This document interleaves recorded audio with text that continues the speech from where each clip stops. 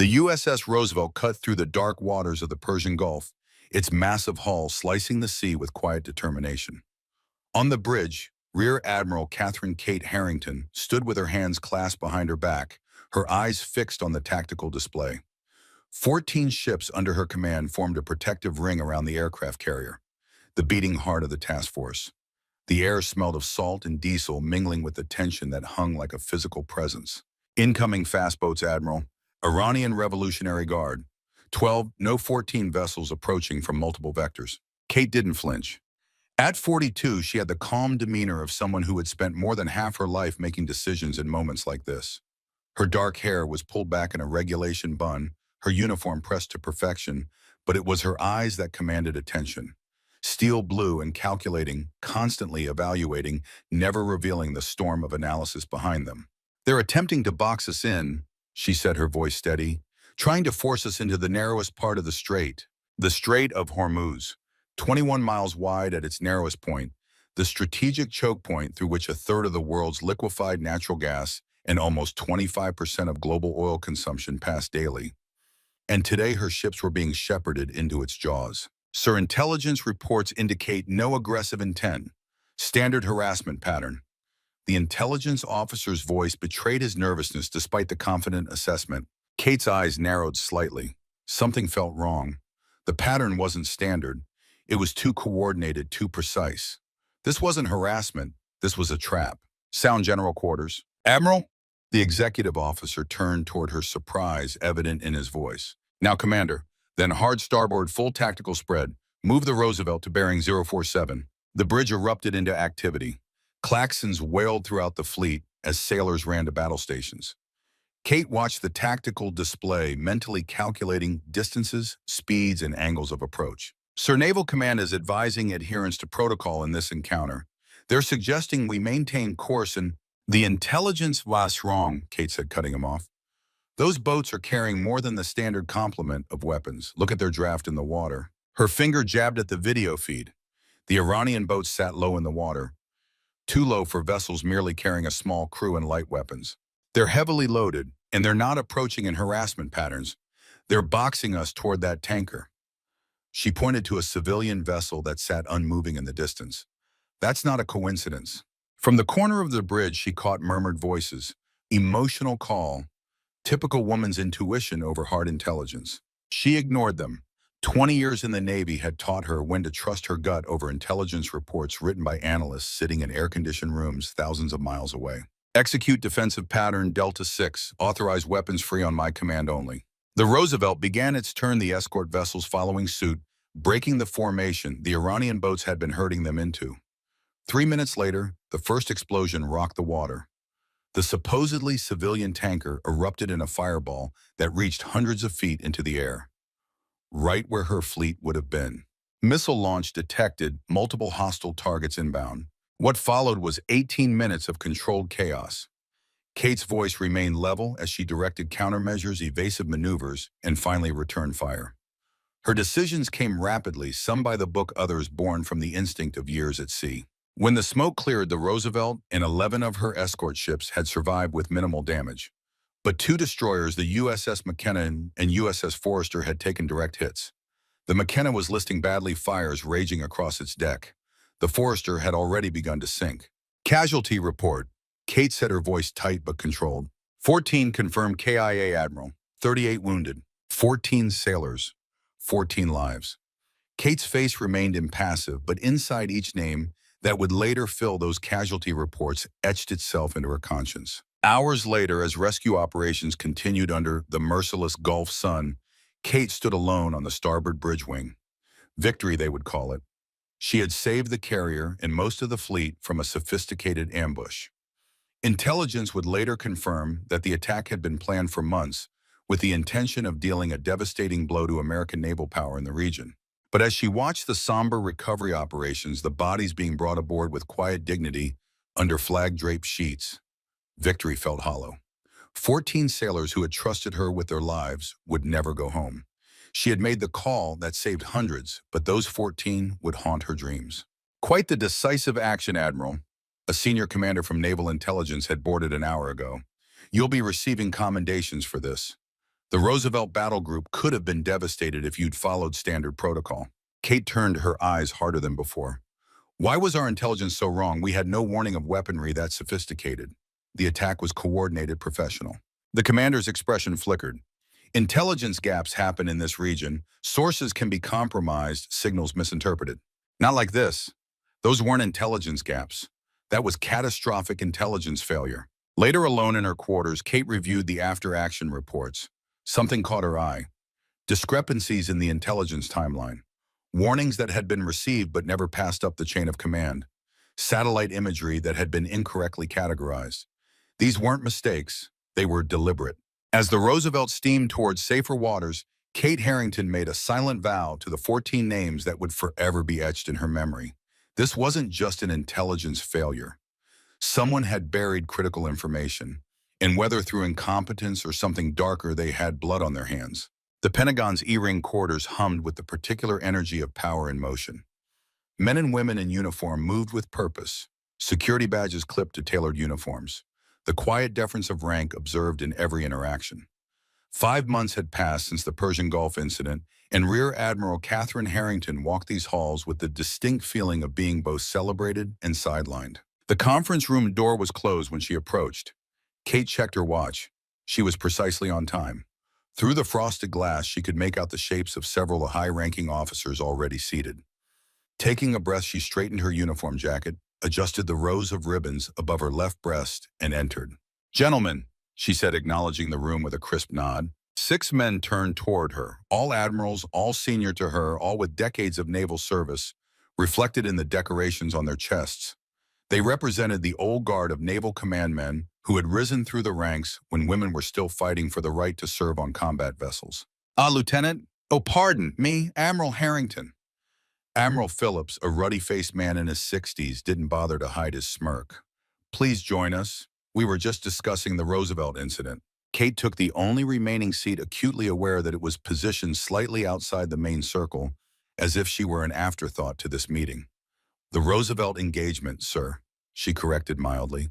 "Indeed," Phillips said, his tone dismissive. "Your rather unconventional tactics have certainly made waves, young lady." "Young lady?" The condescension was barely veiled, but Kate's expression remained neutral. 20 years of service, a Bronze Star, 2 commendations for valor, and she was still young lady to men like Phillips. "The Naval Review Board has completed its analysis," continued Admiral Westfield, the most senior officer present. "While your actions prevented potentially greater casualties, the loss of the McKenna and Forrester represents a significant tactical failure." Kate felt her jaw tighten, but kept her voice measured. "With respect, Admiral, the intelligence provided to my battle group was fundamentally flawed. We were deliberately misled about the threat assessment." "Careful, Harrington," Phillips warned. "Intelligence is always imperfect.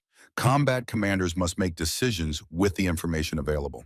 "Which is precisely what I did, sir," Kate replied, "and I stand by those decisions." A subtle tension filled the room.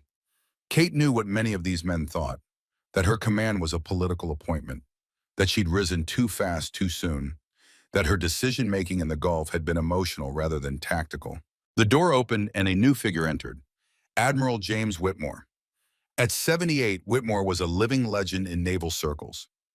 He had commanded submarines during the height of the Cold War, faced down Soviet destroyers in the North Sea, and later served as naval operations chief during the Gulf War. His weathered face carried the quiet dignity of a man who had seen the worst of war and the best of those who fought it. More importantly to Kate, he had been her mentor since her days at Annapolis. "Gentlemen," Whitmore said, nodding to the room, "I see you've started without me." "Just reviewing the Roosevelt situation," Jim Westfield said. "Situation, is that what we're calling it now?" Whitmore's voice carried the gruff authority of a man who had earned the right to speak bluntly to anyone. "Seems to me Admiral Harrington's actions prevented the worst naval disaster since the Cole bombing." "At the cost of 2 destroyers, Phillips interjected. 2 destroyers that would have been lost anyway, along with potentially the Roosevelt itself, if she had followed flawed intelligence," Whitmore countered. He turned to Kate. "Admiral Harrington, I've reviewed your after-action report. You mentioned discrepancies in the intelligence timeline." Kate nodded, grateful for the opportunity to address the real issue. "Yes, sir. Critical information was received by forward intelligence assets but never relayed to my command. Satellite imagery showing weapons being loaded onto the supposedly civilian tanker was incorrectly categorized as routine activity. Mistakes happen in intelligence gathering.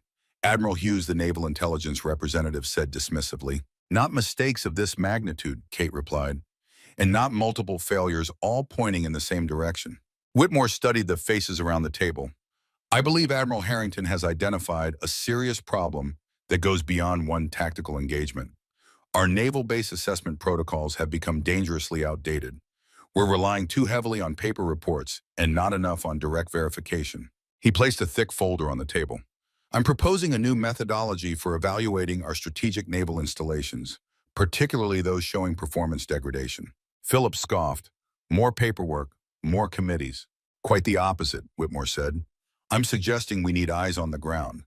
Real assessment from experienced commanders who can see beyond the reports. Kate understood immediately where Whitmore was headed. Sir, if I may, what if we took a more direct approach, not announced inspections with advance warning, but genuine assessment of operations as they actually function? You mean send in auditors, the bases will just put on a show for them, Hughes said. No, Kate said, leaning forward. I mean embedding experienced officers who can observe real operations without the command structure altering behaviors for inspection. A younger admiral chuckled. What, like some spy movie going undercover at our own bases? Let the men who actually understand these operations handle this, Harrington. Kate didn't rise to the bait.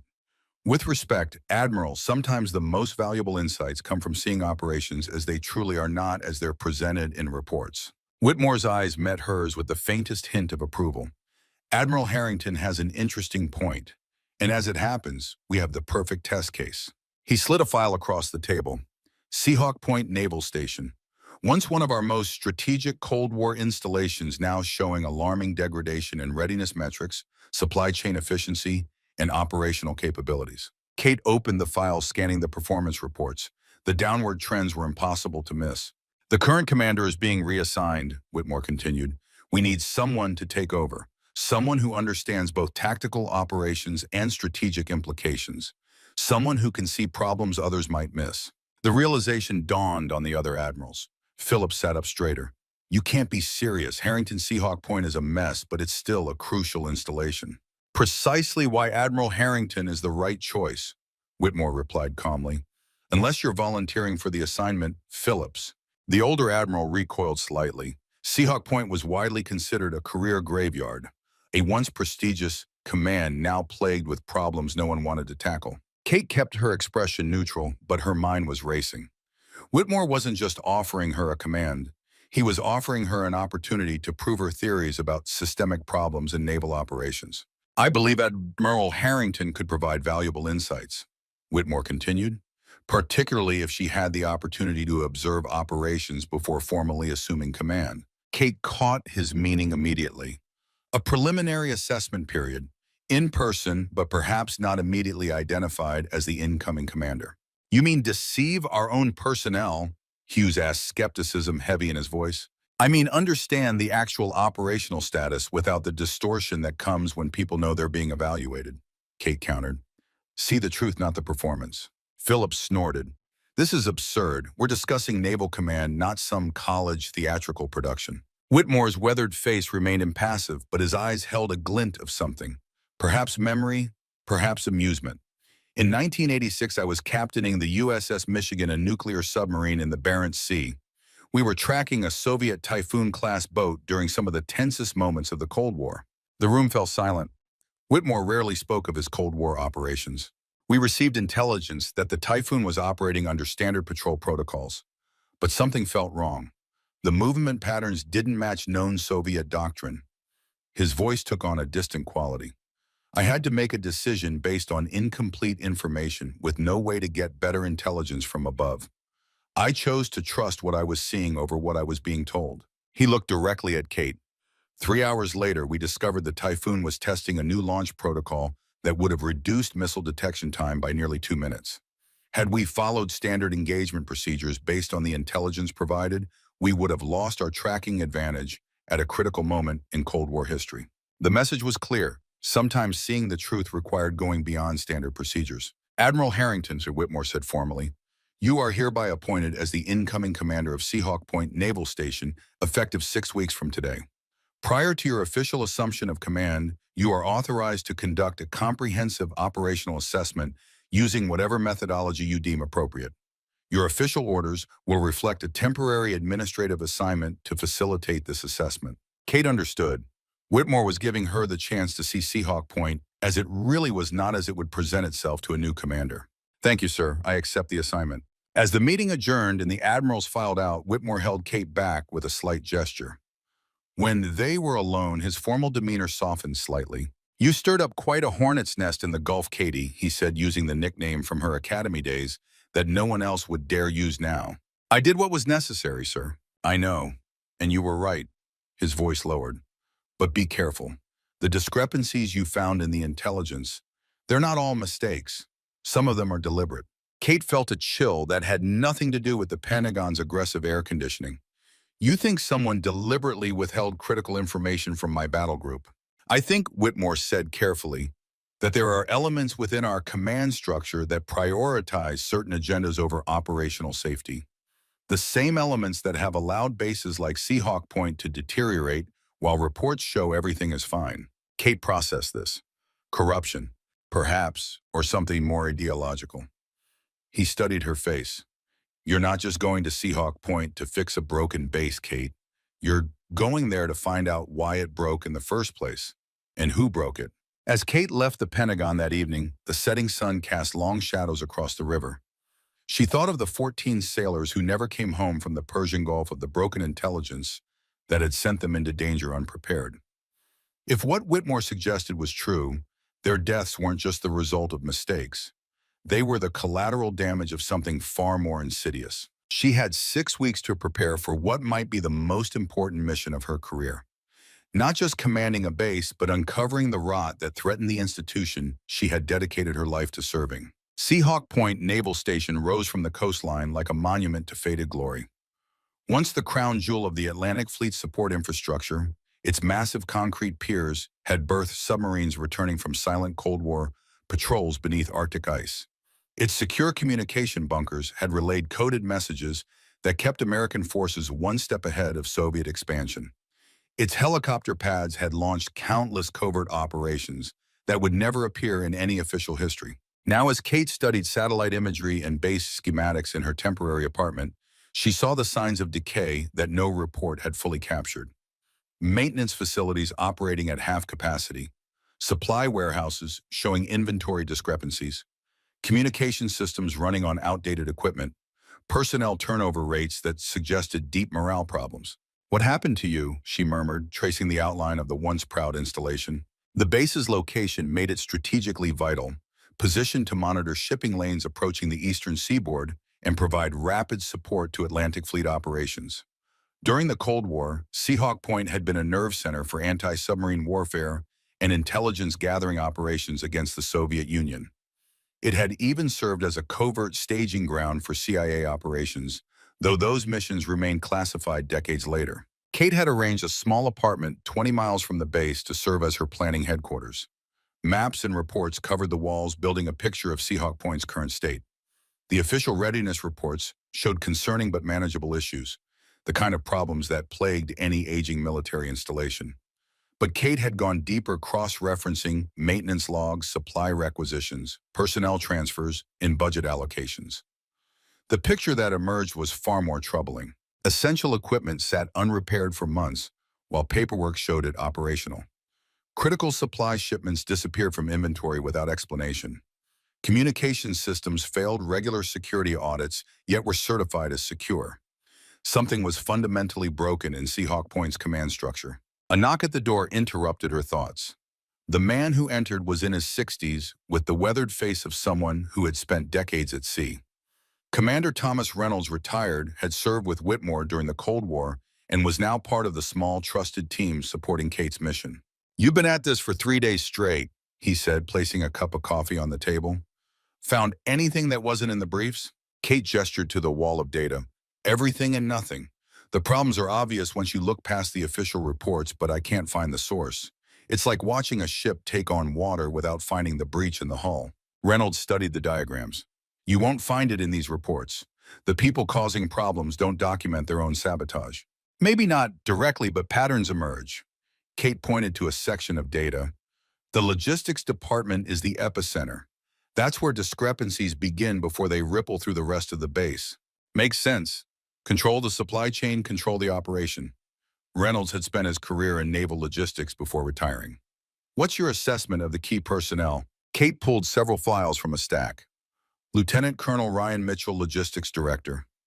Excellent record combat experience in the First Gulf War, transferred to Seahawk Point 3 years ago after a distinguished tenure at Norfolk. By all accounts, he's competent and dedicated, but overwhelmed. Who works under him? Major Allison Carter heads the logistics team directly. Also well-regarded, works brutal hours trying to keep things running. Kate moved to another file. Master Sergeant Marcus Cole runs the repair depot. 25 years in service, decorated in Desert Storm reputation as a straight shooter who doesn't tolerate incompetence. Reynolds nodded. And communications. First Sergeant David Wilson. Former Afghanistan, manages to keep outdated systems running through what several reports call creative improvisation. Kate paused at the next file. And then there's Colonel Victor Sullivan, Deputy Base Commander. Reynolds raised an eyebrow. Your future second in command. What's his story? Former SEAL, decorated multiple times, managed several sensitive operations in the Middle East. Kate's expression showed her uncertainty. On paper, he's exemplary, but something doesn't fit. Every department under his direct supervision shows these same patterns of discrepancy. You think he's involved in whatever's happening? I don't know, but his signature is on reports that contradict physical reality. Either he's not verifying what he's signing or he knows exactly what he's signing, Reynolds finished. And why? Kate turned to the window, looking out toward where Seahawk Point lay beyond the horizon. There's something else. 3 months ago, Naval Intelligence placed Sullivan on a watch list for a possible security investigation, but the file was suddenly closed 2 weeks later. No explanation. Reynolds' expression darkened. That's not normal procedure. No, it's not. Kate gathered the files into a neat stack. Which is why I need to see Seahawk Point with my own eyes, not as its new commander, but as someone invisible to its power structure. You think you can just walk onto a naval base unrecognized? Your face has been in military publications since the Roosevelt incident. Kate smiled slightly. Most people see the uniform, not the person wearing it. Without Admiral stars on my shoulders, I'm just another face in a very big Navy. She pulled out another file, her cover identity. Catherine Kate Marshall, Administrative Specialist, transferring to Seahawk Point to assist with logistics systems integration. A real position that had been quietly adjusted to serve her purposes. Administrative Specialist, Reynolds looked skeptical. That's a long way from flag officer, which makes it perfect. No one looks closely at administrative staff. Their furniture, present but invisible. Kate had spent her early career observing how differently people treated her as she rose through the ranks. The higher her position, the less people showed their true nature around her. And if someone recognizes you, only a handful of people at Seahawk know what the new commander looks like, and I've arranged to avoid them initially. She checked her watch. My orders are processed.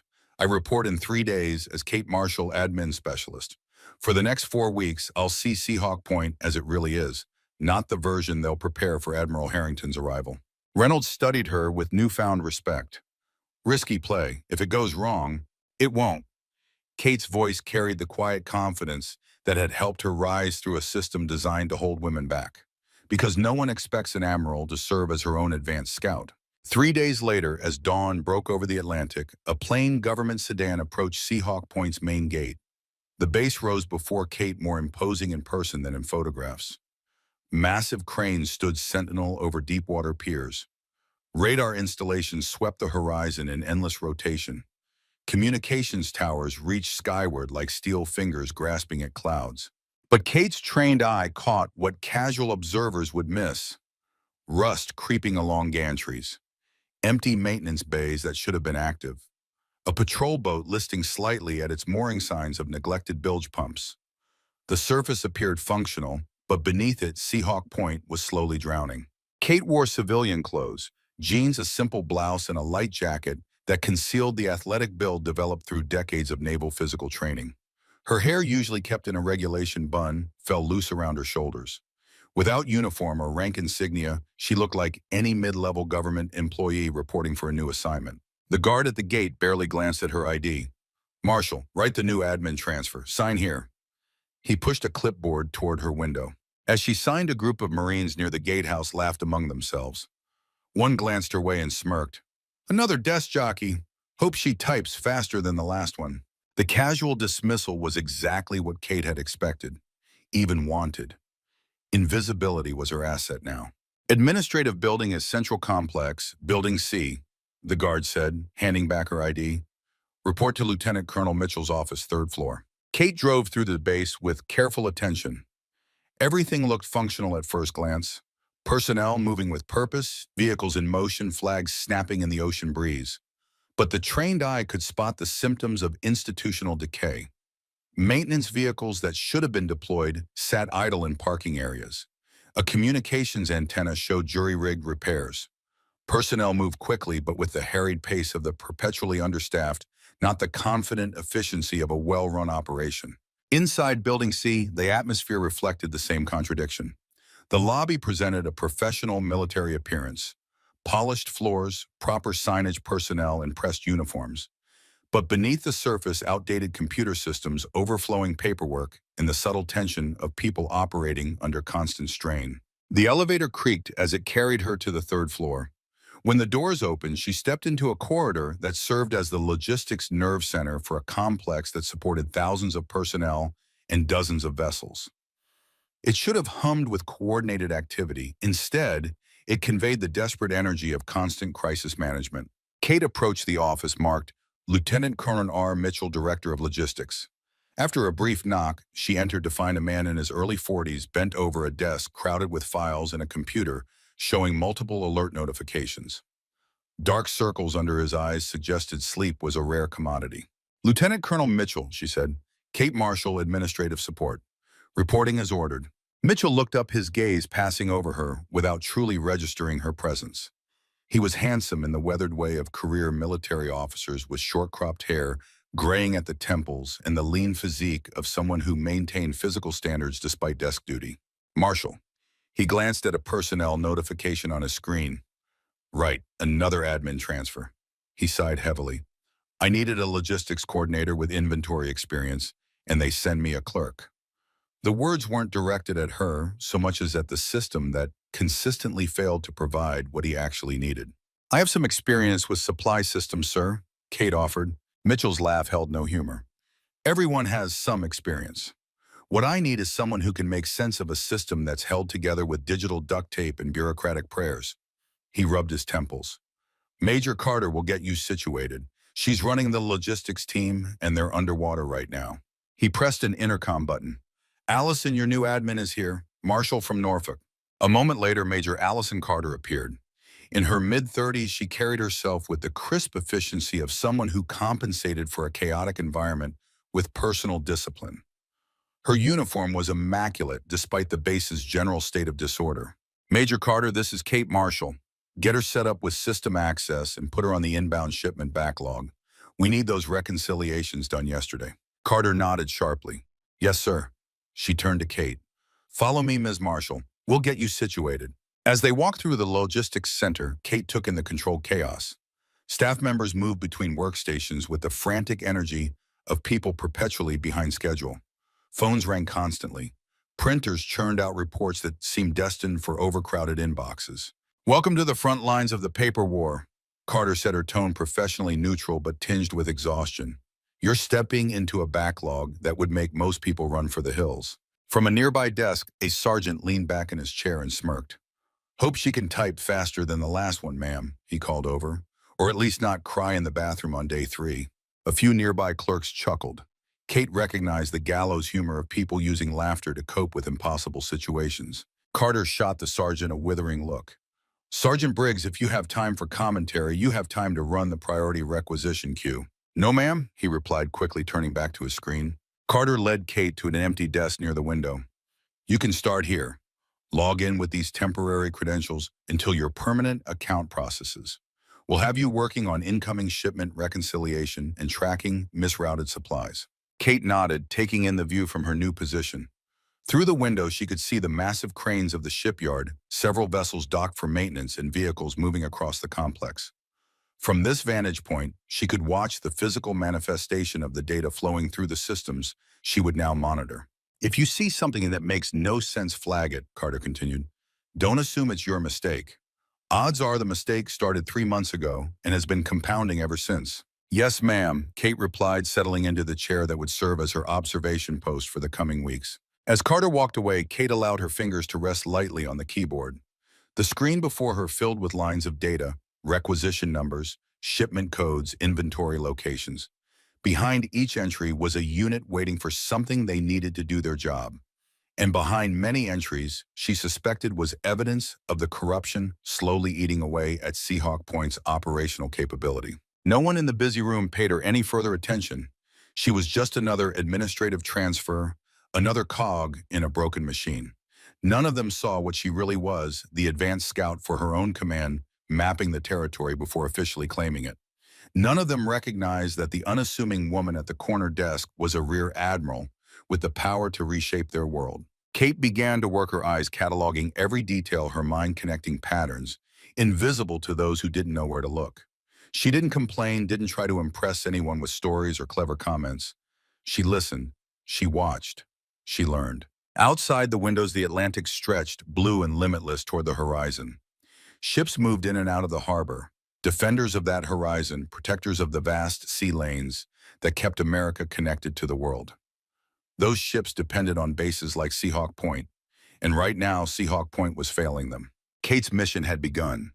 In the coming weeks, she would trace every thread of dysfunction, follow every suspicious pattern, identify every weakness.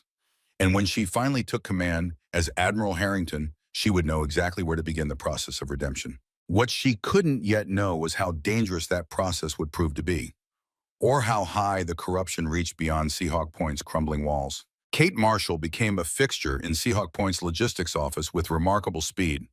She arrived before sunrise each morning, often finding only the night shift personnel still at their stations. She left well after sunset, when most of the administrative staff had already headed home to families and the comfort of lives untouched by the constant pressure of military readiness. Her desk, once bare, now resembled an archaeological dig of Seahawk Point's operational history. Reports, requisition forms, and maintenance logs were arranged in careful stacks, each one representing a thread in the complex tapestry she was weaving in her mind. To the casual observer, she appeared to be nothing more than a dedicated civil servant, perhaps excessively so. No one suspected she was mapping the nervous system of a dying command. It was past midnight on her 5th day when she noticed the young sailor. Seaman First Class Turner sat alone at his terminal, staring at a screen filled with error messages. His shoulders slumped with the particular defeat of someone drowning in a system they couldn't understand. Kate had observed him throughout the week, always staying late, always looking increasingly desperate. Still fighting with it? Kate asked, approaching with 2 cups of coffee from the break room's ancient machine. Turner looked up, his eyes red-rimmed from fatigue and frustration. He couldn't have been more than 22, probably fresh from training and thrust into a position meant for someone with years more experience. Yes, ma'am, he said, accepting the coffee gratefully. These legacy entries, they're all wrong. But when I fix one, 3 more error flags pop up somewhere else. It's like the system is fighting me. Kate pulled a chair beside him. Show me what you're working with. The screen displayed an inventory tracking system she recognized immediately. In fact, she had been part of the committee that approved its implementation 4 years earlier. The system was elegant in its design, but unforgiving of errors.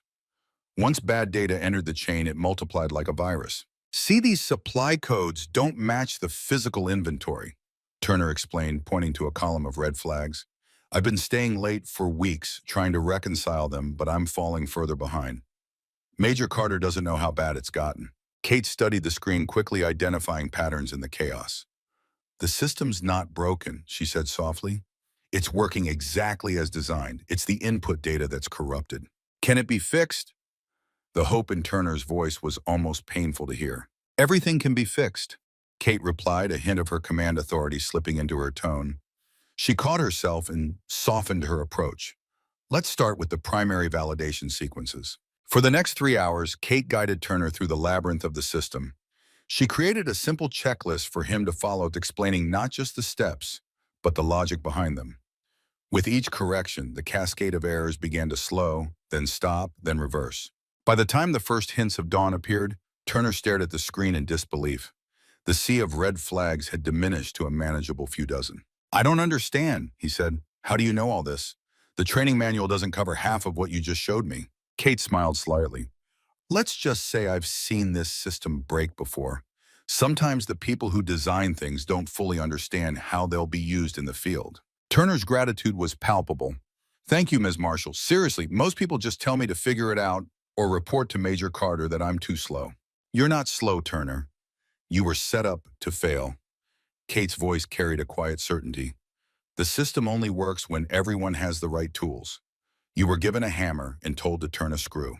As she walked back to her desk, Kate made a mental note. It wasn't just equipment and supplies being mismanaged at Seahawk Point. It was people. Young sailors thrust into positions without proper training, then blamed for the inevitable failures that followed. By the end of her second week, Kate had compiled a detailed map of Seahawk Point's dysfunctions. Every department showed similar patterns. Resource shortages blamed on the system, maintenance backlogs attributed to budget constraints, communication failures dismissed as equipment aging. But beneath these convenient excuses, she found a deliberate pattern of misdirection. The motor pool provided her first solid evidence. Requisition forms showed critical vehicle parts arriving at the base, but those same parts never reached the maintenance bays. Supply reports listed fully operational vehicles that sat idle with engines removed. Fuel allocations disappeared into a black hole of administrative adjustments. Kate requested a stack of forms from Major Carter. I need these signed off at the motor pool, she explained. Some of them have been pending for weeks. Carter's expression showed surprise. You're volunteering to go to the Lion's Den. Staff Sergeant Cole has reduced 3 logistics officers to tears this month alone. I'm pretty resilient, Kate replied with a faint smile. The motor pool smelled of oil, hot metal, and the particular tang of military-grade hydraulic fluid. Massive service bays house vehicles in various states of disassembly. Humvees with their hoods raised like gaping mouths, 7-ton trucks up on lifts, MRAPs with their armor panels removed, exposing the vulnerable systems beneath. Staff Sergeant Marcus Cole stood amid the controlled chaos clipboard, in hand barking orders with the precision of a man who had spent decades keeping machines alive under impossible conditions. Grease streaked his forearms, and his uniform bore the honorable stains of someone who worked alongside his team rather than just directing them. Kate approached only after Cole finished delivering a blistering critique to a young private about proper torque specifications. The veteran NCO turned to her eyes, registering her admin badge with immediate dismissal. Let me guess, he said, voice rough from years of shouting over engine noise. More promises from logistics that parts are definitely absolutely coming this time. Requisitions to confirm, Staff Sergeant, Kate replied evenly, holding out the forms. Some need signatures before we can move them up the chain. Cole took the stack, flipping through them with growing disgust. I'm not signing off on this fiction, he said, thrusting the clipboard back at her. You want me to certify we're good with parts we don't have, so somebody can check a box and call it done. The mechanics nearby exchanged knowing glances. This was clearly a familiar scene. You look new, Cole added, giving her a more careful assessment. Here's some free advice. Don't touch fleet vehicles with your paperwork unless you understand what happens when they don't move. Rookies shouldn't be handling these requests. Kate met his gaze without flinching. I understand your concern, Staff Sergeant. I'm not asking you to certify anything untrue. I'm asking what you need on paper so we can stop pretending parts are somewhere they're not. Cole's expression shifted slightly, surprise replacing contempt. You're the first admin to say that out loud, he said, studying her with new interest. Then let's start there, Kate replied. Show me what you actually need, not what the forms say you should have. Cole hesitated, then nodded toward a row of Humvees sitting dormant. Those 5 vehicles have been dead for 3 months. Requisitions for transmission components were approved and supposedly shipped. The parts never arrived, but the system shows them as delivered. To whom, Kate asked. That's the million-dollar question, Cole replied. Supply Officer Peterson signs for everything, but when I ask him directly, he claims they were delivered to my staff. Yet no one here has seen them. Kate made careful notes as Cole walked her through the motor pool, pointing out discrepancies between the official records and physical reality. With each example, the pattern became clearer. It wasn't bureaucratic incompetence. It was systematic theft disguised as administrative error. Why hasn't this been reported up the chain? Kate asked. Cole's laugh was bitter. Reported to whom I've filed 7 official discrepancy reports in the past year. All of them disappeared into administrative limbo. He fixed her with a measuring look. What makes you different from the last 5 people logistics sent over? Kate chose her words carefully. I believe you, she said simply, and I don't accept that's just how it is as an answer. As she left the motor pool forms in hand with Cole's detailed annotations, rather than simple signatures, Kate felt eyes following here. Not just Cole's, but those of his team, men and women who had grown accustomed to being ignored, their expertise dismissed by the very system they served. Back in her apartment in that evening, Kate added Cole's information to her growing evidence wall. The pattern was becoming undeniable. Supply Officer Captain James Peterson appeared to be the nexus of the diversion network. His signature appeared on hundreds of forms acknowledging receipt of materials that never reached their intended destinations. But Peterson wasn't working alone. The scale and consistency of the operations suggested organization protection and very likely a commanding officer's implicit approval or deliberate blindness. Kate's suspicion turned increasingly toward Colonel Sullivan. Her next target was the communications center. First Sergeant David Wilson oversaw a department critical to Seahawk Point's operational capability, yet chronically plagued by equipment failures and security vulnerabilities. The communications hub hummed with the mechanical heartbeat of military information systems. Racks of equipment lined the walls, some modern, many antiquated. Cables snaked along floors and ceilings like technological vines. Some neatly bundled, others jury-rigged in ways that suggested desperation rather than design. Wilson met her at the door, his expression guarded. At 42, he carried himself with the quiet competence of someone who had learned his craft in combat zones where failure meant dead comrades. Logistics sent you, he asked, eyeing her admin badge. I'm trying to understand what we're breaking on your side of the operation, Kate replied honestly. Wilson's short laugh contained no humor. Where do you want to start? Half our primary relay equipment is past recommended replacement dates. The backup systems are cannibalized from even older platforms. We're running at maybe 60% capacity on a good day. He gestured toward a rack of equipment where status lights blinked in concerning patterns. See that if one more component fails, we lose redundancy completely. One lightning strike, one power surge, one bad day, and this base goes deaf and mute at the worst possible moment. Kate walked the line of equipment, noting model numbers and maintenance tags, the way panels had been taped back into place, the improvised cooling systems crafted from repurposed parts. What happens when you push this up the chain, she asked, though she suspected the answer. I've been pushing for months, Wilson replied, frustration evident in his voice. Requisitions vanish into the system. We're told we're not in the highest priority category, so we get bumped down the list. On paper, we're stable. In reality, we're one thunderstorm away from disaster. Kate didn't make empty promises. She didn't flash credentials she wasn't yet ready to reveal. She simply asked the right questions and listened to the answers, cataloging each one in her methodical mental inventory. What do you need most urgently? She asked finally. Wilson listed components by name and number, each one critical to maintaining the base's communication integrity. Kate wrote them down not as an admin clerk, completing a checklist, but as an admiral, quietly assembling a picture of catastrophic vulnerability. As the weeks passed, word began to spread through Seahawk Point about the new logistics woman who actually listens. Kate found herself approached in the mess hall and corridors, even in the parking lot, by personnel eager to share their frustrations with someone who didn't immediately dismiss them. The tone around her shifted by degrees. In the early days when she entered a room, the first reaction had been dismissive laughter or gossip about the paper pushers ruining everything. Later conversations would dip momentarily as she passed curious eyes following her movement. How did she know about that obscure protocol from the Pacific Fleet? Why did she understand both high-level system architecture and the smallest mechanical details? Why did she treat junior personnel with more respect than most officers showed to formal reports? No one had answers yet. They only knew she didn't fit neatly into the box they'd built in their heads for an administrative transfer. The coffee in the break room was particularly terrible that morning, bitter and burnt from sitting on the warmer too long. Kate poured a cup anyway, more as a prop than from desire.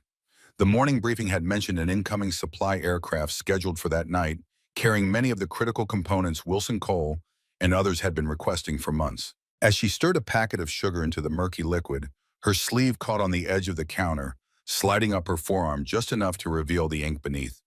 A simple black trident weathered with age, the unofficial mark of Pacific Fleet Special Operations Group. No color, no flourish, just a quiet record of service in a unit few outside naval special warfare would recognize. Petty Officer Moore, who had been refilling his own cup, caught the glimpse and froze mid-motion. "Ma'am," he said quietly, "where'd you get that ink?" Kate glanced down, then tugged her sleeve back into place with practiced casualness. "Old mistake," she replied, her tone deliberately light. "Kept it to remind myself." Moore's laugh was uncertain. Must have been pretty deep Navy to have one of those. Kate just smiled, a small curve of her lips that offered no invitation for further questions. But Moore's expression had already shifted from casual curiosity to something more calculating. He wouldn't be the last to notice such details. Later that day in the mess hall, two young officers debated which Japanese port city had the best food. "Yokosuka's ramen shops can't be beaten," one insisted. "Sasebo has better yakitori, hands down," the other countered. Without thinking, Kate replied in flawless Japanese, her accent indistinguishable from a native Yokosukan. The officers stared at her, conversation forgotten. "You sound like a local," the older one said, tilting his head. "You stationed in Japan or something?" "Once upon a time," Kate answered, simply gathering her tray and walking away, leaving them exchanging puzzled glances. That night, Kate walked the perimeter of the airfield, her jacket zipped against the chill coming off the Atlantic. The tarmac gleamed under security lights, its surface dotted with parked aircraft like sleeping giants. Her ID badge gave her access to most areas of the base, though she was careful to maintain her administrative cover. A young sergeant stepped from the guard shack, flashlight beam cutting across her path. "Ma'am, hold up. You're not cleared for the flight line this late." Kate handed him her ID without hesitation. He studied it under his light, frowning at the basic clearance level. "Administrative transfer, huh? Regulations say no unauthorized personnel past 2,300 hours. Section 7, Paragraph 2, Security Operations Manual," Kate replied evenly. "Late-night inspection exemptions apply to command-designated observers." The sergeant blinked, lowering his flashlight slightly. You know that by heart." "Regulations are only useful if you remember them," she said quietly. He cleared his throat, straightening almost unconsciously. "Understood, ma'am. Carry on." As Kate walked away, she felt the sergeant's eyes follow her, his flashlight beam wavering between duty and uncertainty. She continued her circuit of the flight line, each step measured and purposeful, cataloging security vulnerabilities, camera blind spots, and access points. The Atlantic wind pulled at her hair as she completed her assessment, mind already formulating the corrective measures she would implement once she officially assumed command. But that was still weeks away, and the evidence she had gathered suggested Seahawk Point might face a crisis long before then. The morning sky hung low and heavy over Seahawk Point, the color of wet steel. Weather systems moving up the Atlantic seaboard had merged into what meteorologists were calling a significant coastal event, the kind of storm that tested naval installations even in their prime condition. From the logistics office window, Kate watched the first sheets of rain blur the outlines of the ships in port. The flag above the headquarters building snapped violently in the increasing wind, its movements sharp and erratic like the pulse of an agitated heart. Inside, the pace had intensified. Phones rang constantly as departments across the base prepared for the storm. Major Carter moved from station to station, her normally composed demeanor showing cracks of strain. "We have a supply aircraft inbound tonight," she told Kate, running a hand through hair that had escaped its usual perfect bun. "Critical mission components, communications, replacements, some of the parts Cole has been requesting for months." "If the weather holds," Kate replied, watching the storm front advancing over the water. Carter's expression tightened. "If the weather turns, we lose another week, at best." She lowered her voice. "Command already thinks we're a problem base. One more missed delivery, one more system failure, and we'll have inspectors crawling all over us." Kate nodded, understanding the implications all too well. She had seen bases become examples in headquarters discussions, their failures used to justify budget cuts, personnel reassignments, even decommissioning. Once that reputation took hold, good people transferred out, resources dried up, and the downward spiral accelerated. Outside, thunder rolled closer, a low physical pressure that seemed to compress the air inside the building. The first real winds began to hit, driving rain against the windows in horizontal sheets. By mid-afternoon, the storm had fully established its dominion over Seahawk Point. Kate had stayed at her terminal, methodically tracking the supply aircraft's approach and correlating it with weather patterns. The pilot would be facing challenging conditions, but nothing beyond the capabilities of an experienced military crew, provided they had proper guidance from the ground. Down the hall, someone cursed as the network connection hiccuped. A printer spat out half a page, then died with the particular whine of machinery surrendering to electrical instability. Kate's screen flickered, then stabilized. The base was now operating on backup power systems, some of which she knew from Wilson's reports were compromised. She pulled up the maintenance logs for the primary generators, noting that scheduled inspections had been deferred 3 times in the past 6 months. At 16:47, the first real warning came, a long descending electronic tone from the communications center, followed by an urgent call to Major Carter's office. "What do you mean the tower just lost primary communications?" Carter's voice carried down the hall, sharp with disbelief. "The redundancies are supposed to handle surges like that. When was the last—" "All right, we're coming down." She appeared in the doorway of the logistics office, her expression grim. "Everyone save your work now," she announced. "We have a communications system failure developing. Marshal with me." Kate was already on her feet, following Carter through corridors where the lights flickered ominously. Outside, the storm pounded the base with increasing fury, water spraying under door frames and through aging window seals. The communications hub had transformed from organized technological efficiency into a scene of controlled chaos. Screens that normally displayed stable green status indicators now showed alarming patterns of yellow and red warnings. Data streams that should have flowed smoothly across monitors now stuttered or froze entirely. First Sergeant Wilson stood at the main console, headset around his neck, barking into a landline phone. "I don't care what the software says," he snapped. "I'm telling you, the relay is not holding. We have an aircraft inbound, and the tower cannot maintain clear channels. If we lose this link in this weather, we're flying blind." He slammed the handset down, jaw tight with frustration. "Major," he acknowledged Carter, "it's worse than it looks." "What happened?"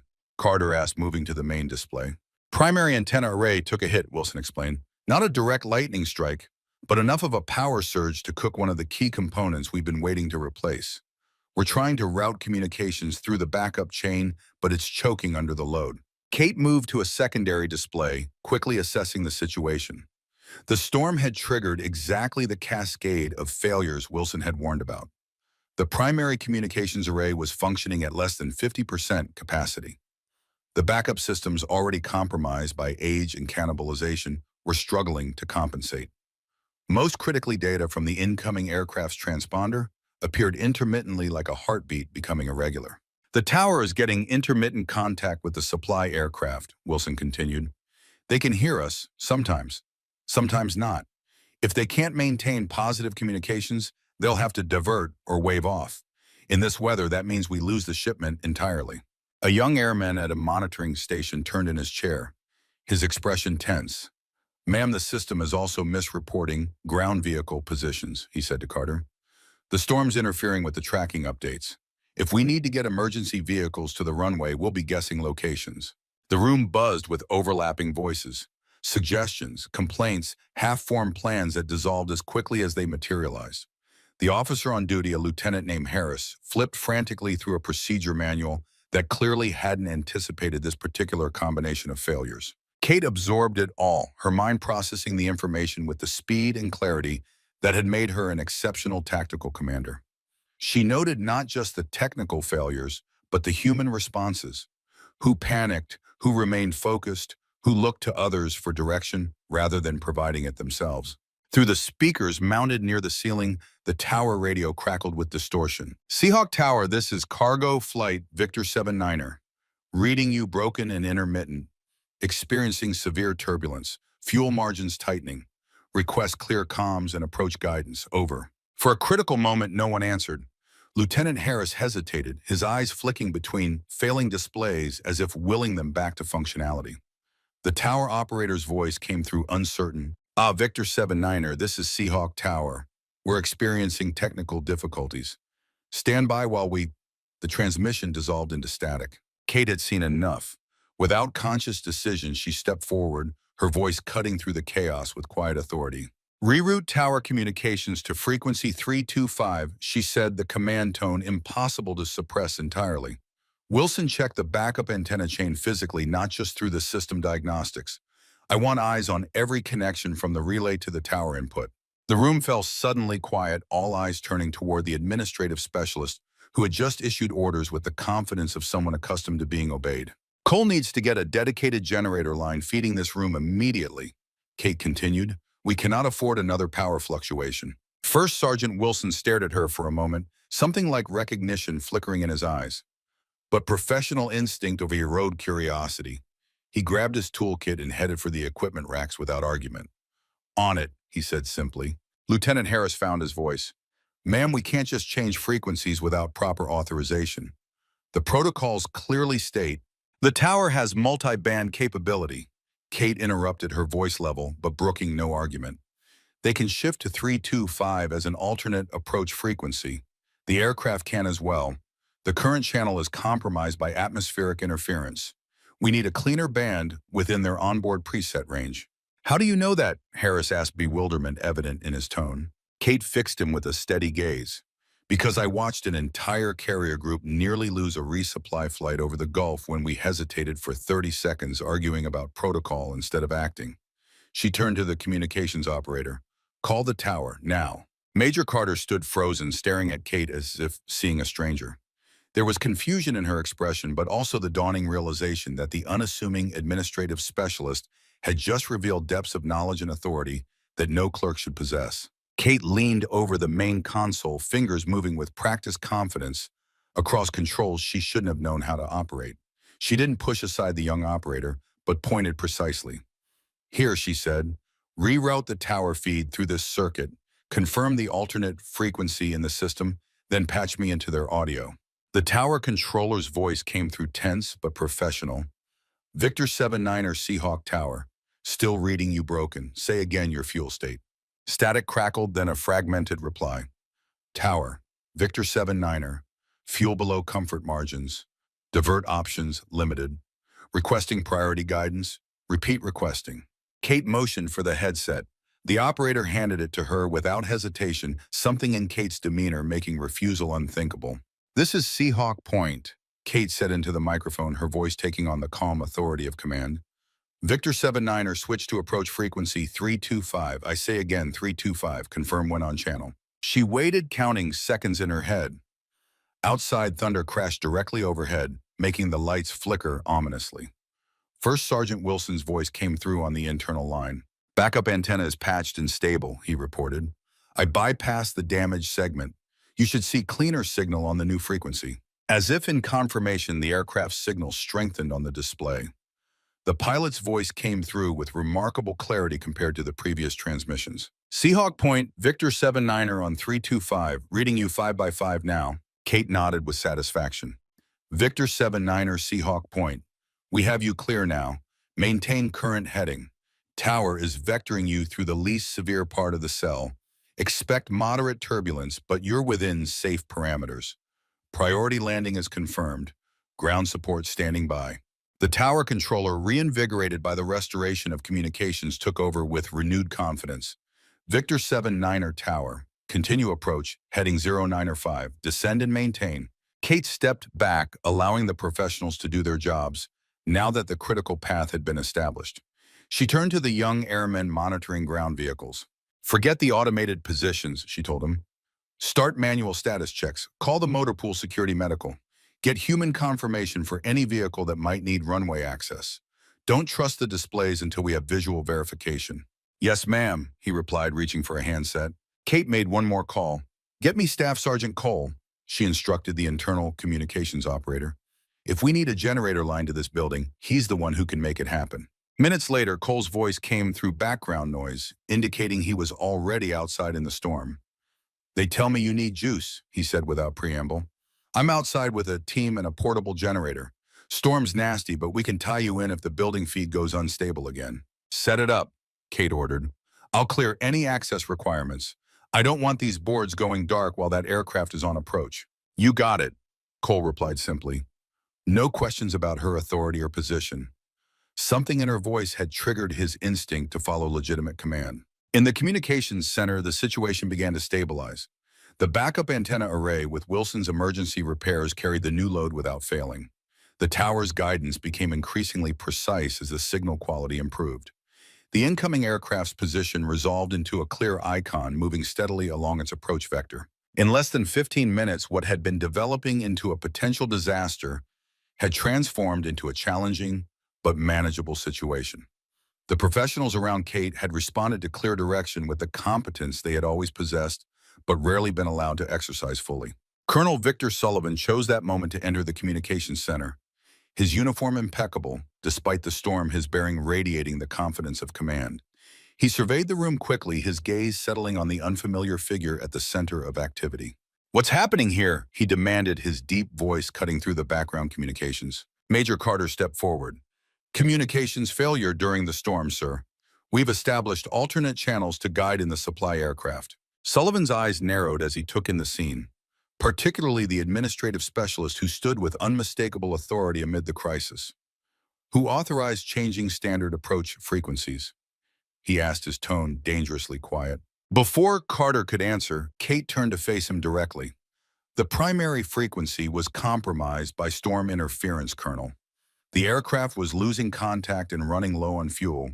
Alternate channels were established to ensure safe approach and landing." Sullivan studied her with cold assessment. "And you are—" "Kate Marshall, Administrative Support," she replied evenly, "assigned to Major Carter's logistics team." "Administrative support," Sullivan repeated, skepticism evident in every syllable. "And you took it upon yourself to override communications protocols during an emergency." "I suggested a technical solution that the qualified personnel implemented, sir," Kate answered, her tone respectful but unyielding. "The aircraft needed clear guidance. Time was critical." The tower's voice interrupted the confrontation. "Communications Center, this is Tower. Victor 79er has landed safely, taxiing to Hangar 3. A collective exhale passed through the room. Several technicians exchanged relieved glances. The immediate crisis had passed. Sullivan's expression remained hard. "Major Carter, I expect a full report on this incident and the unauthorized protocol deviations." Within the hour, his gaze returned to Kate. "As for you, Ms. Marshall, report to my office tomorrow at 0700. We need to discuss the appropriate channels for administrative personnel to offer suggestions." As Sullivan turned to leave, Kate caught the quick glances exchanged between Carter Wilson and several technicians, a mix of concern and something else. Something like dawning recognition that the unassuming woman in their midst might be far more than she appeared. Outside, the storm continued to batter Seahawk Point, but its fury seemed diminished now, as if it too recognized it had met a force more implacable than itself. The supply aircraft had landed safely, bringing with it the critical components so many departments had been desperately awaiting. What no one in the room yet realized was that with those same winds, a far more significant change had arrived at Seahawk Point, the first gusts of a storm that would soon sweep away the corruption and neglect that had nearly destroyed this once proud installation. Kate Marshall watched the radar screen as the aircraft completed its taxi to the hangar, her expression revealing nothing of her thoughts.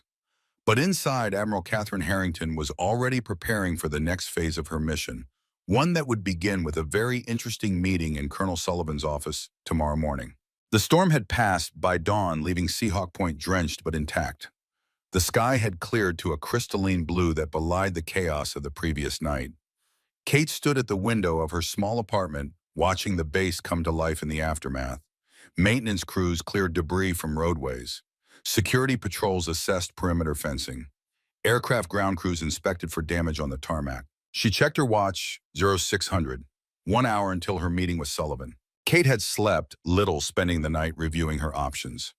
Her original plan had called for another 2 weeks of covert assessment before revealing her identity. The storm had forced her hand, requiring her to display knowledge and authority that no administrative clerk should possess. Sullivan was no fool. He would have questions. Questions she wasn't yet ready to answer. Her secure satellite phone vibrated on the kitchen counter. Admiral Whitmore's name appeared on the display. "You've stirred up quite a hornet's nest," he said when she answered. His gravelly voice carried a mix of concern and amusement. "Naval intelligence picked up increased encrypted communications from Seahawk Point to several unauthorized terminals last night. The storm forced me to take a more active role than planned," Kate replied, keeping her voice low despite the counter-surveillance measures protecting her apartment. "Sullivan? He's suspicious. I'm meeting him at 0700. Whitmore's pause carried a weight Kate recognized, the consideration of a commander weighing tactical options. "Our intelligence team reports that one of Sullivan's offshore accounts received a significant wire transfer an hour after the aircraft landed. He's accelerating his timeline." The aircraft didn't just bring replacement parts, Kate said, the pieces clicking into place. It brought something he needed for a major transaction. Precisely, which means your timeline has compressed considerably. Kate nodded, though Whitmore couldn't see her. I'll adjust accordingly. Be careful, Katie, Whitmore said, his voice softening slightly. Sullivan has powerful friends, the kind that make inconvenient investigations disappear. After ending the call, Kate moved methodically through her morning routine. She showered dressed in the same unassuming attire she'd worn for weeks. Dark slacks, a simple blouse, the deliberately forgettable wardrobe of administrative staff. But this time she added something else, a thin chain around her neck, hidden beneath her collar, carrying her actual military ID. At precisely 0655, Kate walked through the headquarters building's main entrance. Water still pooled in depressions on the floor where the storm had forced its way inside. Maintenance personnel were replacing ceiling tiles stained from overnight leaks. A young ensign stood as she approached Sullivan's office. "Ms. Marshall," he said, his tone formal, "the colonel is expecting you." His expression betrayed nothing, but Kate caught the subtle assessment in his eyes. The reevaluation of someone previously invisible who had suddenly become a person of interest. Sullivan's office embodied military precision. Awards and commendations hung in perfectly aligned rows on the wall behind his desk. His surface held only essential items: a computer terminal, a single folder, a phone, and a ceremonial seal knife mounted on a wooden base, its blade catching the morning light.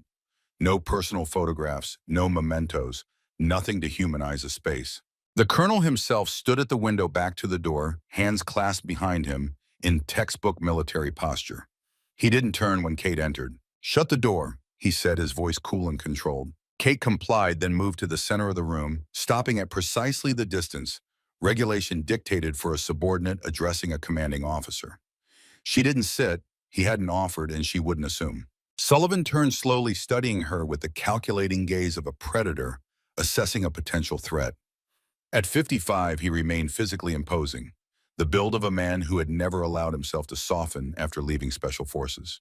His salt and pepper hair was cut regulation short, his uniform pressed to perfection. "Your personnel file makes for interesting reading, Ms. Marshall," he said, moving to his desk and opening the folder there. 20 years in naval administration. Competent but unremarkable evaluations. No specialized training beyond basic logistics systems. He looked up, eyes cold. "Nothing that would explain your performance last night." Kate remained silent. Any response would reveal more than she wanted. Sullivan's mouth tightened at her silence. "You demonstrated knowledge of communication systems and emergency protocols far beyond your clearance level. You issued orders in my command with no authority to do so. And most interestingly," he leaned forward slightly, "you used specific phraseology and command tone consistent with flag officer training." Kate met his gaze evenly.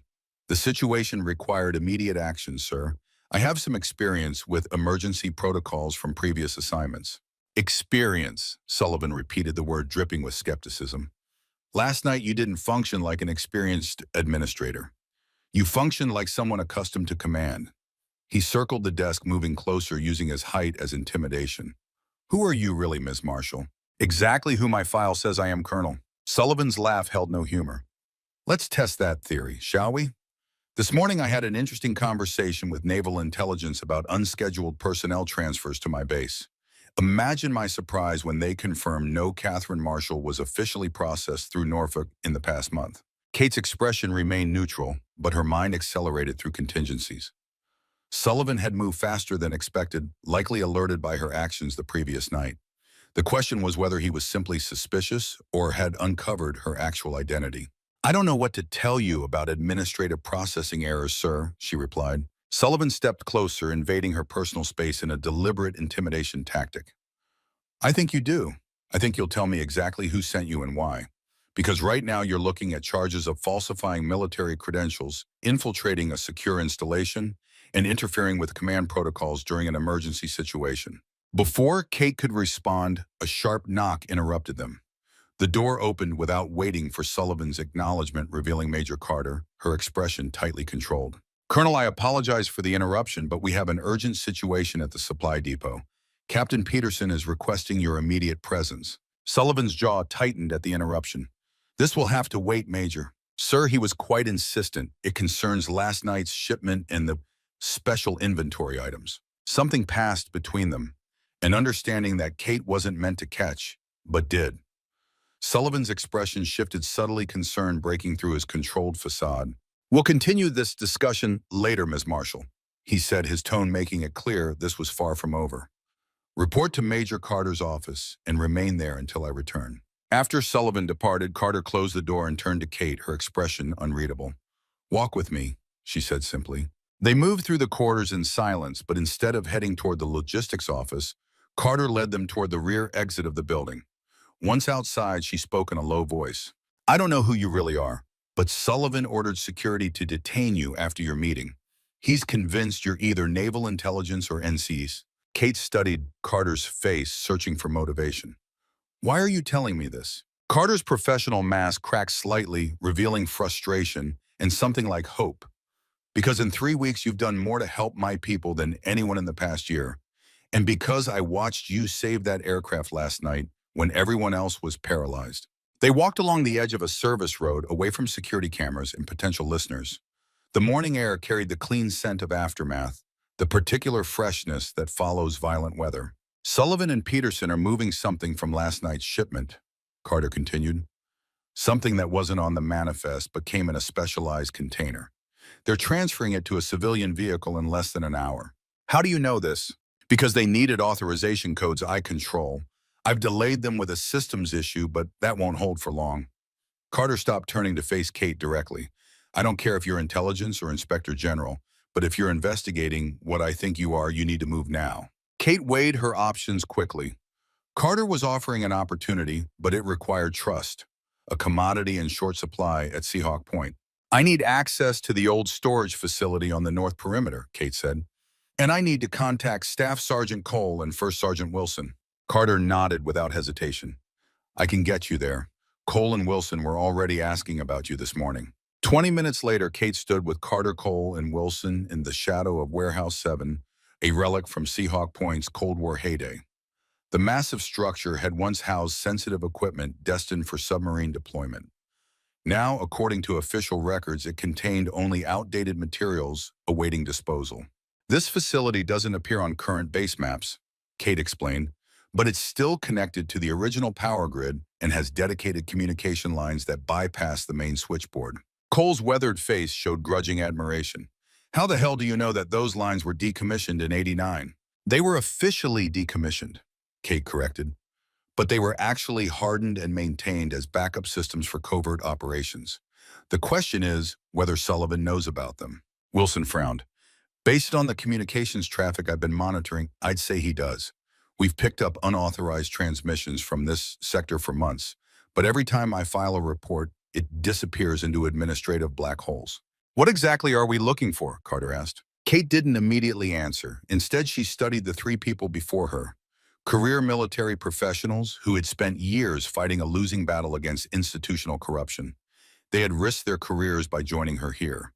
They deserved more than partial truths. I believe Sullivan is using Seahawk Point as a distribution hub for stolen military hardware, she said finally. High-value electronic components, weapon systems, classified communication equipment. The kind of material that would be worth millions to foreign military or intelligence services. Cole swore under his breath. That explains why my vehicles never get the parts they need. They're being diverted before they reach us. But this isn't just about missing parts, Kate continued. Last night's shipment contained something significant enough to accelerate their timeline, something worth risking exposure for. Wilson's expression darkened. The secure communication module. It was a last-minute addition to the manifest, a next-generation encryption system for fleet-wide deployment. Only 3 exist outside of R&D. The implications hung heavily in the air. Such technology in the wrong hands could compromise naval communications across multiple theaters of operation, endangering thousands of lives and countless operations. We need to move, Kate said. Sullivan will have security teams searching for me by now. The warehouse interior was cavernous and dim emergency lighting, casting long shadows across abandoned equipment and storage containers. Their footsteps echoed on the concrete floor as Kate led them toward the rear of the facility. There, Wilson whispered, pointing to a section where modern equipment stood in stark contrast to the aging surroundings. That's our hardware, signal boosters, frequency modulators, directional antennas. They've built a ghost communication center. Kate studied the setup with professional assessment. Not just for communication, this is a staging area for verification and testing. They're ensuring the stolen technology functions before delivery. A sound from the front of the warehouse froze them in place. The metallic groan of the main doors opening, followed by the rumble of a vehicle engine. Quickly, they ducked behind a row of storage containers. Through a narrow gap, Kate watched as a civilian truck backed into the loading bay. Sullivan emerged from the passenger side, followed by Captain Peterson and two armed men in civilian clothes. They moved with the practiced efficiency of a team that had performed this operation many times before. Peterson unlocked a secure storage unit near the communications setup, revealing a metal case approximately 3 feet long. The armed men immediately moved to secure it, transferring it to a foam-lined compartment in the truck. The encryption module, Wilson breathed. Kate's mind raced through options. They were outnumbered and outgunned, with Sullivan's security teams likely already sweeping the base for her. Her direct confrontation would be catastrophic, but allowing that technology to leave the base was unthinkable. She needed to change the parameters of the situation. Kate turned to her improvised team. I need a diversion at the main vehicle entrance, something that will force security to respond without causing actual harm. Cole nodded immediately. I've got 2 maintenance vehicles with faulty alarms. 1 remote trigger, and they'll make enough noise to draw attention. Good. Wilson, can you access the base communication system from here? The original hard lines should still run to the main switchboard. The communications sergeant studied the old junction box on the wall. It's possible. What do you need? A base-wide announcement. Emergency protocol override. I'll give you the text when we're ready. Kate turned to Carter. I need you to return to headquarters immediately. Sullivan can't know you were involved. Carter shook her head firmly. I've been looking the other way too long. I'm staying. Before Kate could respond, Sullivan's voice carried clearly across the warehouse. He was on his satellite phone, speaking with cold precision. Confirmation received. Package secured and en route. Delivery at the designated coordinates in 90 minutes. It was time. Kate straightened, her decision made. She removed the chain from around her neck, extracting her actual military ID.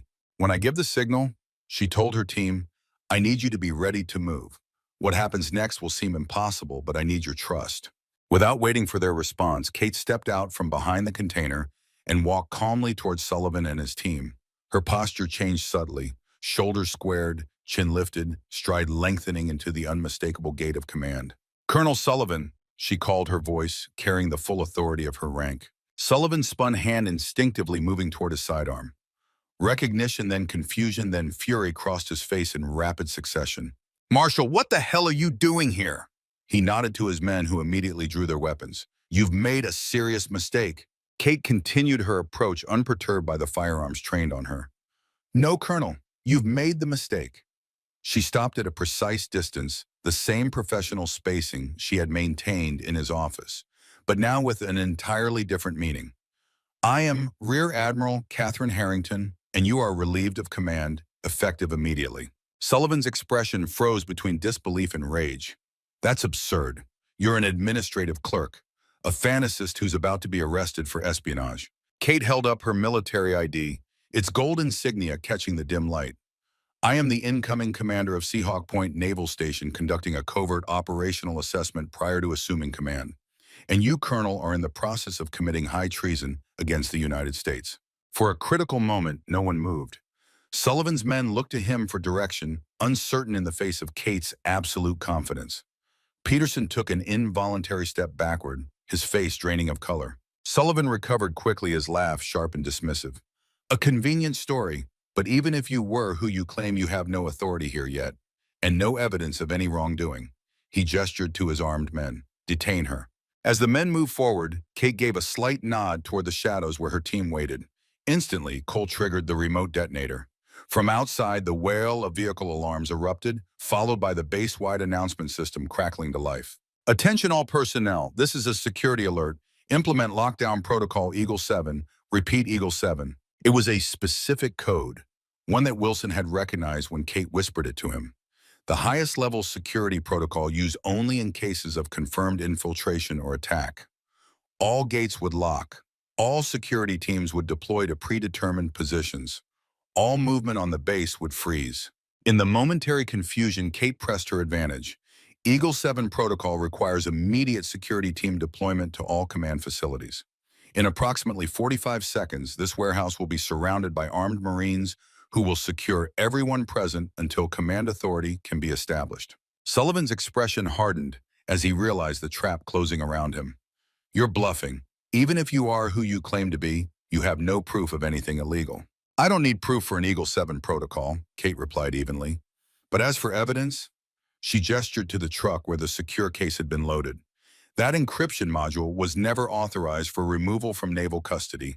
Its serial number is logged in 3 separate secure systems, and its current location is being tracked by Naval Intelligence Satellite. This last part was a calculated bluff. The module wasn't being tracked, though it would be once Kate could secure communications. But Sullivan couldn't know that. Outside, the sound of approaching vehicles confirmed the security response. Sullivan's men exchanged nervous glances, their weapons wavering. "Stand down," Kate ordered them directly, her voice carrying absolute certainty. "You're facing treason charges if you continue to follow illegal orders. Or you can cooperate with the official investigation and receive consideration." One of the men lowered his weapon slightly, uncertainty clear on his face. Sullivan saw his control slipping. With sudden violence, he drew his own sidearm, aiming directly at Kate. "You've overplayed your hand, whoever you are. No admiral conducts covert assessments personally. You're some kind of intelligence plant, and when you disappear, it will be written off as an operational necessity." Kate didn't flinch. "Colonel Victor Sullivan, under the authority vested in me by the United States Navy, you are hereby relieved of command and placed under arrest for conspiracy, treason, and attempted theft of classified military technology." The warehouse doors crashed open as the Marine security team entered, weapons ready. They halted in confusion at the tableau before them. Armed civilians, their commanding officer with weapon drawn, and an unfamiliar woman in civilian clothes standing calmly at the center of the confrontation. In that moment of uncertainty, Sullivan made his decision. He shifted his aim from Kate to the Marines, creating a split-second distraction, then lunged for the truck. Kate moved with the fluid precision of someone who had trained for combat situations throughout her career. She closed the distance to Sullivan in 3 rapid strides, deflecting his weapon arm with a practiced strike, then using his own momentum to unbalance him. His weapon clattered to the floor as she drove him against the truck's side panel, securing his arm in a joint lock that immobilized him without permanent injury. "I wasn't always behind a desk, Colonel," she said quietly, maintaining the hold, as the Marines rushed forward to secure the scene. "I earned my rank the same way you earned yours, in service and sacrifice. The difference is I never forgot whom I serve." As the Marines took Sullivan and his men into custody, Kate straightened her clothing and turned to the confused security team leader. "Lieutenant, I am Rear Admiral Catherine Harrington, incoming commander of Seahawk Point. I need this warehouse secured as a crime scene and all personnel present detained for questioning. Contact Naval Intelligence and inform them we have recovered stolen classified technology and apprehended the responsible parties." The young officer hesitated only briefly before recognition dawned in his eyes. He had likely seen her official photo in the command briefing materials. "Yes, Admiral," he replied, saluting sharply. From the shadows, Carter, Cole, and Wilson emerged, their expressions a mixture of shock and dawning understanding. Kate acknowledged them with a nod of respect. "I'll need statements from all 3 of you," she said, "but first ensure that encryption module is secured. It never leaves official custody." As the Marines established a security perimeter, Kate stepped away to make a secure call to Admiral Whitmore. The older admiral answered immediately. "It's done," she reported. "Sullivan is in custody. We've recovered the encryption module and secured their distribution center." "Any complications?" Whitmore asked. Kate glanced at Sullivan as he was led to a security vehicle, his expression a mask of cold fury. "Nothing unexpected. Sullivan was exactly what we suspected, the visible part of a larger operation. He claims to have protection from higher up. That's why we needed this operation to be completely compartmentalized," Whitmore replied. "The corruption extends further than Seahawk Point. Sullivan is going to discover his protection has suddenly evaporated." "What about the base?" Kate asked. The official change of command ceremony was scheduled for next week. "Considering the circumstances, I believe we should accelerate that timeline. Effective immediately, Rear Admiral Seahawk Point is yours." The weight of command settled on Kate's shoulders, a familiar burden but different this time. For weeks, she had walked among the people of this base, seen their struggles, witnessed their resilience, despite the corruption eroding their foundation. She had experienced Seahawk Point not as an admiral reviewing reports, but as someone embedded in its daily reality. "I'll need a full naval intelligence team," she said. "Sullivan's operation was too sophisticated to be isolated. We need to trace every connection." "Already inbound," Whitmore confirmed. "And Kate, well done." By midday, word had spread throughout Seahawk Point. The mysterious administrative specialist was actually their new commanding officer. The deputy commander had been arrested for treason. The base was now under direct naval intelligence oversight as evidence was gathered and systems secured. Kate stood at the window of what was now officially her office, watching the controlled chaos below as investigative teams moved between buildings. She had changed into her formal uniform, the Admiral's stars on her shoulders catching the light as she turned. A knock at the door announced Major Carter, who entered with a stack of preliminary reports. She saluted crisply, her demeanor professional, but with a new undertone of respect that went beyond rank. "The initial security sweep is complete, Admiral," she reported. "We've identified 3 additional personnel who appear to have been involved in Sullivan's operation. They're being detained for questioning." "Thank you, Major," Kate replied, accepting the reports. "And the encryption module? Secured and verified intact. Naval intelligence has confirmed it wasn't compromised." Kate nodded, relieved that the most critical damage had been prevented. "I'll need you to coordinate with department heads for a full staff meeting at 1600. It's time everyone understood exactly what's happening to their base." "Yes, ma'am." Carter hesitated, then added, "Permission to speak freely, Admiral." "Always, Major." "When you were working in logistics, was any of it real? The help you gave the systems, you fixed the people you listened to." Kate smiled slightly. "All of it was real, Major. The best way to understand a command is to experience it from the inside out. I learned more in 3 weeks at that desk than I would have in a year of formal briefings." Carter nodded, accepting this. "The base is talking, ma'am, about how you worked alongside them without rank or privilege. It's unusual. Sometimes leadership requires stepping away from authority to see the truth," Kate replied. "Sullivan was able to maintain his operation because he created distance between himself and the reality of this base. I needed to eliminate that distance." "Will you be implementing Admiral Whitmore's new assessment protocols across the fleet?" Kate raised an eyebrow. "You've been well briefed, Major." "I've had conversations with naval intelligence for the past 3 hours," Carter replied with a hint of dry humor. "They're quite thorough." "The protocol is still experimental," Kate acknowledged. "But yes, I believe there's value in leadership experiencing command from multiple perspectives." As Carter departed, Kate turned back to the window. Below, she could see Staff Sergeant Cole directing his maintenance team as they conducted inspections of the security vehicles. Even from a distance, she could see the renewed purpose in his movements, the pride that had been missing during her first days on base. At the communications center, Wilson was working with naval intelligence technicians, methodically tracing every unauthorized transmission Sullivan had sent over the past year. The investigation would likely reveal connections to foreign intelligence services and black market arms dealers, a network that reached far beyond one corrupt officer. Kate's reflection in the glass showed not just the admiral she had become, but shadows of the journey that had brought her here. The young ensign determined to prove herself in a male-dominated service. The lieutenant who had learned command during Gulf War deployments. The commander who had lost sailors under her authority and carried those names with her always. The weight of command was substantial, but it was a weight she had earned the right to bear, not just through rank and achievement, but through understanding. The kind of understanding that could only come from seeing a command through the eyes of those who served within it. A second knock at the door interrupted her reflection. This time it was Lieutenant Commander Reynolds from Naval Intelligence, his expression grave. "Admiral, we've completed the preliminary analysis of Sullivan's communications," he reported. "There's something you need to see." He handed her a data tablet displaying intercepted messages. As Kate scrolled through them, her expression hardened. Sullivan's network extended further than they had anticipated, reaching into procurement divisions at the Pentagon itself. "This is why Admiral Whitmore insisted on complete operational security for your assessment," Reynolds explained.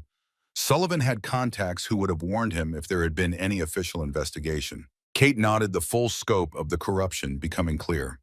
"Coordinate with Whitmore's staff. We'll need to expand the investigation beyond Seahawk Point." As Reynolds departed, Kate returned to the window. The base continued its activities below personnel, moving with renewed purpose now that the cancer at its center had been removed. But the operation wasn't truly complete. It had only revealed how deep the corruption reached. She thought of the 14 sailors lost in the Persian Gulf, their lives potentially sacrificed because critical intelligence had been deliberately suppressed. She thought of bases like Seahawk Point, struggling under the weight of systemic failure created by those who had betrayed their oath for personal gain. This is just the beginning, she murmured to herself. The intercom buzzed, interrupting her thoughts.